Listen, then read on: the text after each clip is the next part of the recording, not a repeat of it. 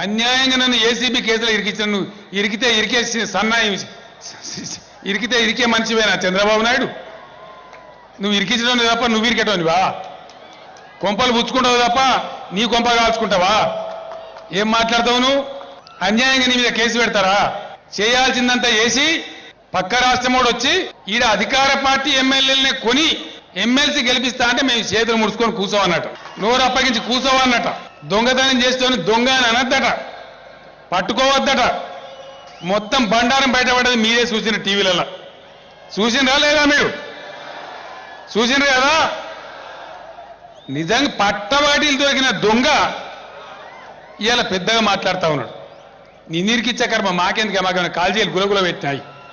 హైదరాబాద్ మీద నీకు ఎంత హక్కు ఉందో నాకు అంతే హక్కు ఉందో అని మాట్లాడతాను. నీ అబ్బా జాగీరా చంద్రబాబు నాయుడు? హైదరాబాద్ నీ తాతదా? ఇవాళ హైదరాబాద్కు నువ్వు కాదు ముఖ్యమంత్రివి, తెలంగాణ బిడ్డ ముఖ్యమంత్రి. హైదరాబాద్లో నీ ఏసీబీ ఉండదు. హైదరాబాద్ మీద పోలీసులకు జ్యూరిస్డిక్షన్ ఉండేది ఆంధ్రప్రదేశ్ డీజీపీకి ఉంటుంది, నీ డీజీపీకి ఉండదు. నువ్వు దొంగతనం చేసి దొరికిపోయి నగ్నంగా పచ్చిగా పట్టుబడి ఇలా అరిసి పెడబొబ్బో పెట్టి గాయ చేసి ఏదో చేద్దామనుకుంటే ఇక్కడ భయపడే వాళ్ళు ఎవరు లేరు. నాకు కూడా ఏసీబీ ఉన్నది హైదరాబాద్. నీకు ఏసీబీ ఉన్నది నిజమే, మరి కేసీఆర్ నీ లెక్క దొంగ కాడు కదా, నీ లెక్క దొంగ రాజకీయాలు రావు కదా, నువ్వు నీ లెక్క తప్పుడు పనులు మేము చెయ్యం కదా. నీ అరుపులతోని పెడబొబ్బలతోని గాయ చేసి మూసేస్తా అనుకుంటున్నావా? నిన్ను బ్రహ్మ దేవుడు కూడా రక్షించలేడు, జాగ్రత్త అని చెప్పి మనవి చేస్తా ఉన్నా. నిన్నెవ్వడు కాపాడలేడు.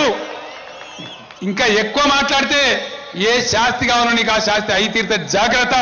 ఇంకా ఈ తెలంగాణ ఒకనాడు ఉద్యమ బెబ్బులి, ఈరోజు స్వయం పాలనతో ఆత్మ గౌరవంతో కాలు ఎగరేసుకొని దేశం ముందు నిలబడి తెలంగాణ నేను రా తెలంగాణ అంటున్నటువంటి తెలంగాణ ఈ గడ్డ మీద నీ కిరికిరి చెల్లదు.